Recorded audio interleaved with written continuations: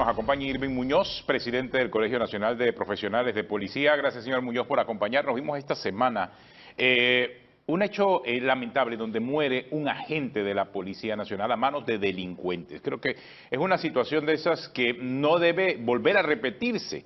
Más aún porque vemos a una delincuencia que trata como de empoderarse y tomar acción contra la policía. ¿Qué piensa usted acerca de eso? Buenos días, Atenógenes, gracias por la oportunidad. Bueno, primero, este es un ataque que no es solamente a los miembros de la Policía Nacional. Cuando se dan este tipo de situaciones de violencia, se está atentando contra la sociedad, se atenta contra el Estado de Derecho, se atenta contra el Estado en sí mismo.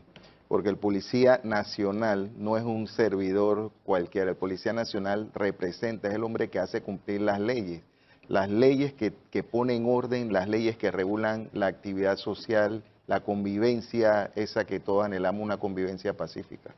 Entonces, en este sentido, pues primero, lamentar el hecho y segundo, solicitar a las más altas autoridades una revisión de toda la legislación existente, que puedan ser un poco más enérgicas, aplicar más la coerción en este tipo de situaciones para controlar y evitar que Panamá vaya rumbo a países que ya viven experiencias en las que los cuerpos de policía son altamente agredidos. El plan de seguridad estatal ha fallado. ¿Qué piensa usted? O sea, creo que ahí hay un tema importante en cuanto a las estrategias. Yo no creo que el plan de seguridad haya fallado, sino que el plan de seguridad se establece, es muy limitado. Son limitados en el sentido de que si nosotros vemos la delincuencia o el problema delincuencial en Panamá se ha dejado solamente en manos de la policía. Cuando nosotros hablamos de delincuencia, pensamos inmediatamente en la policía. Pero este es un problema mucho más profundo. Es un problema que involucra al Ministerio de Educación, involucra al MIDES, involucra la iglesia, involucra la comunidad, involucra a la familia. O sea, un joven que nace en un barrio requiere de muchos actores para que él crezca sano, para que ese joven crezca como un buen ciudadano. No es la policía.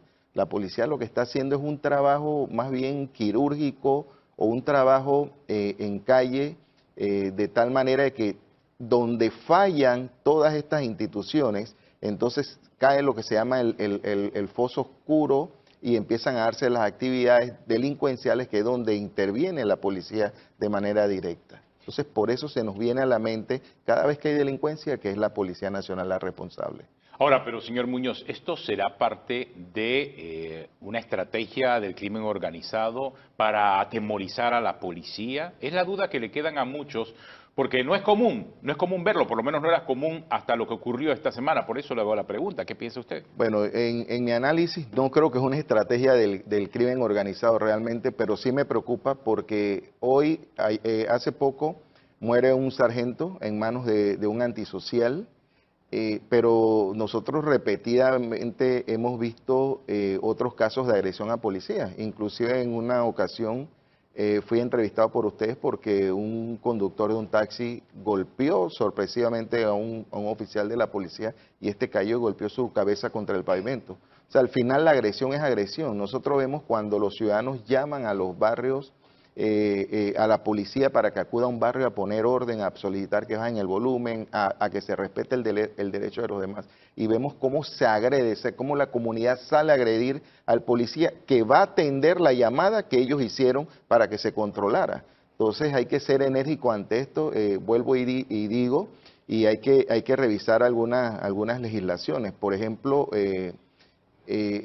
temas como la ley que crea los juzgados de paz, porque lo que nos va llevando a este tipo de circunstancias mayores son las circunstancias menores, y esas circunstancias menores son atendidas por juzgados de paz, que quizás muchos de quienes ejercen esa autoridad no han sido preparados, no tienen la madurez, no tienen el carácter.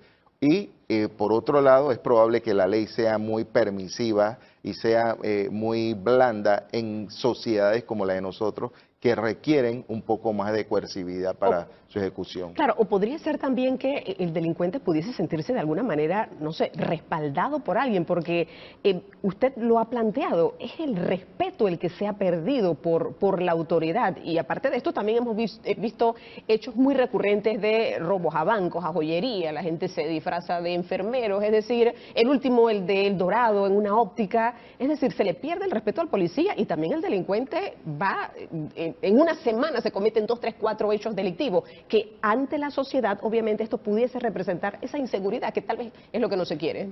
La seguridad es un estado, entendámoslo así, la seguridad es un estado, tenemos que entenderlo. El tema es que nosotros manejamos delincuencia y manejamos seguridad. La delincuencia es el hecho que se comete y la seguridad es cómo yo me siento ante ese hecho. Pero me voy, por ejemplo, a los casos que mencionas de las joyerías y esto.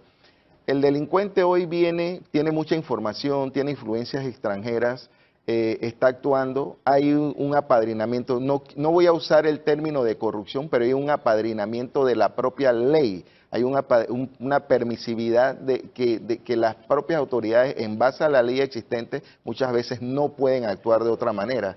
Y eso genera de que el delincuente siempre va a estar viendo dónde hay vulnerabilidades. Por otro lado, en los últimos casos que nosotros podemos mencionar, como los robos a los bancos, los robos a las joyerías y demás, ahí yo sí quiero dejar bien claro algo. Hay la seguridad pública y la seguridad privada. La seguridad pública se ejerce en lugares públicos y la seguridad privada le corresponde al dueño de una empresa. Lo que yo creo que está pasando en algunos lugares es que en estas empresas o en estos lugares privados la seguridad se ha ido durmiendo. Entonces, lógicamente que la policía, en su afán de querer resolver todo, trata de tomar control de estos lugares y trata de tomar control de estos hechos, porque se reflejan como una condición que se dio y al final termina en condición de inseguridad. Pero hay otros actores que son responsables y que tienen que involucrarse, que es la seguridad privada. El propio empresario también tiene que partir en adoptar sus propias medidas de seguridad de tal manera de que él pueda hacer ese primer anillo, pueda hacer la primera línea de defensa, pueda tratar de minimizar o tratar de disuadir cualquier hecho delictivo sobre ellos. Claro, después de ver también lo conocido esta semana con el sargento que muere en el cumplimiento del deber, explíquenos, señor Muñoz, usted que dirige y preside el Colegio Nacional de Profesionales de Policía, ¿qué tantos beneficios tiene el policía a la hora de enfrentar el crimen? Porque eso también hay que analizarlo. Estos criminales, y en el caso que vimos también esta semana, estaban fuertemente armados, estaban preparados, estaban esperando a la policía y a mansalva dispararon. O sea, fue un asesinato. Y lo decimos con propiedad porque cuando vemos el caso se trató de que el sujeto le disparó 7 veces al sargento de policía. Pero entonces, ¿qué beneficia a ese sargento, a su familia, una vez se dan casos como estos? Bueno, por muchos años y la ley 18, el decreto 172 establecen que hay un auxilio pecuniario. El seguro de vida del policía ha sido mejorado, creo que hoy día reciben $70,000 que se le dan en 2 partidas. Y una vez se suscita el hecho, sus familiares inmediatos reciben la mitad y la otra mitad luego que se hagan todas las investigaciones. Fuera de esto, pues el policía recibe un ascenso póstumo y dentro de ese ascenso póstumo el auxilio pecuniario que da el Estado corresponde a un año de salario, del salario que debería percibir ese uniformado. Y de acuerdo a su hoja de beneficiario donde él pone quiénes van a recibir los beneficios en caso de que a él le pase algo, se distribuye ese salario posterior en una ayuda. El Estado también, a través del órgano ejecutivo, tiene la facultad de brindar auxilio pecuniario a los deudos, a los familiares del policía cada cierto tiempo. No establece qué tiempo, sino cada cierto tiempo. Y los montos o cuantías no los establece, lo deja a discrecionalidad también del Ejecutivo. Ese es como, ahí se puede dar una pequeña traba, porque al principio cuando todo está caliente, todos prometemos y todos damos oportunidad y decimos te vamos a ayudar, pero cuando ya todo esto pasa y pasa todo el calor de la actividad, entonces también nos olvidamos de que esa ayuda se había prometido y demora un poco más. no se le da como la continuidad. Esperemos que esto no pase con los familiares del sargento. Yo creo que eso es importante más aún porque son panameños que están exponiendo su vida en protección de la mayoría. Pero algo más también, en cuanto a las leyes, en el caso de asesinar a un policía en cumplimiento del deber, ¿hay agravantes a la hora de imponer las sanciones, sobre todo para este sujeto que disparó 7 veces, o sea, contra la gente? No, ellos se les acusa como un homicidio agravado doloso, que es el caso de este que nos ocupa. No hay nada que se está tratando como un caso de un homicidio. ¿Piensa usted que debería haber cambios en ese sentido en la Lo ley? que ocurre es que cuando yo me hago policía y yo juramento y yo digo aún a riesgo, en esa frase donde yo digo aún a riesgo de mi propia vida, aún a costa de mi propia vida, yo estoy entregando la vida por defender a gente que yo no conozco, por hacer cosas que van a beneficiar a gente que yo no conozco.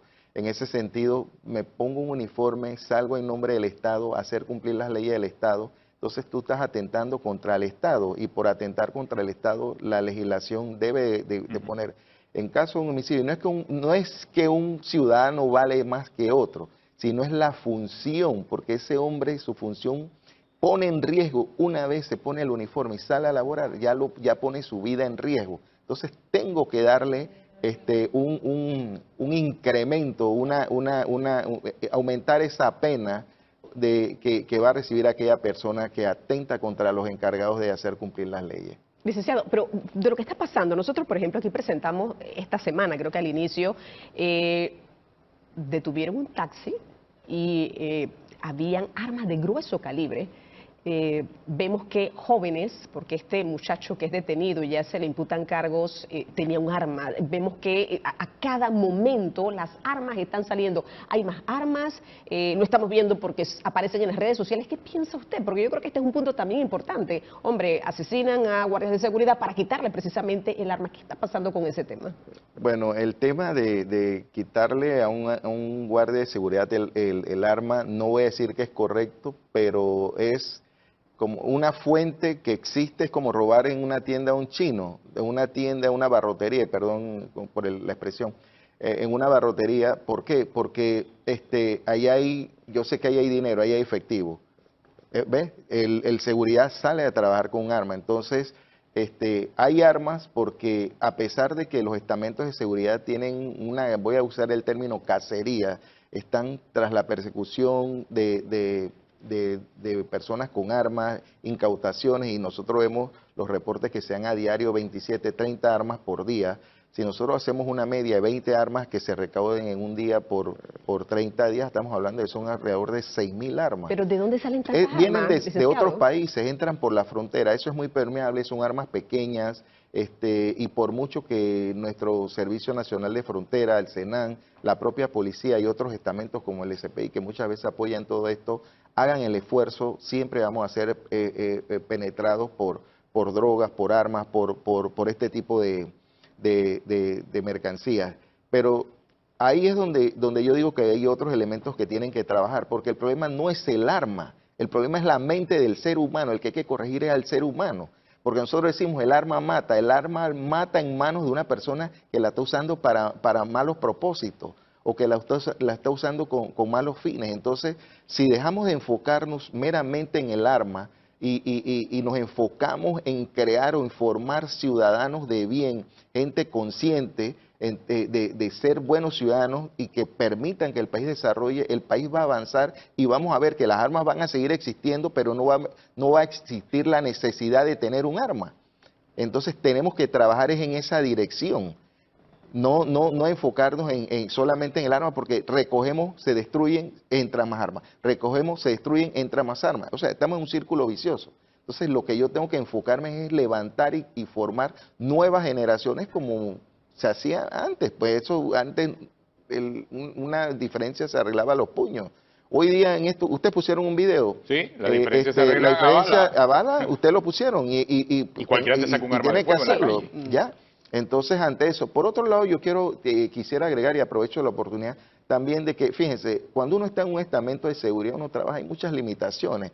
¿Por qué? Porque las mismas infraestructuras que se están usando dentro de los cuerpos policiales son las infraestructuras de otrora, son viejas, son la dotación de equipo es viejo. O sea, el ministro en estos días él hace un esfuerzo y él lo cuestiona en la asamblea, consigue 43 vehículos, pero son 43 vehículos, no son 1000 chalecos antibalas, ¿verdad? No Hablando son acerca mejores de eso, cosas. Entonces, casualmente aquí me están preguntando sobre la eficiencia de los chalecos antibalas, porque el agente asesinado tenía un chaleco antibalas, pero ¿qué pudo haber pasado allí? bueno, los chalecos antibalas existen porque son eficientes, son buenos.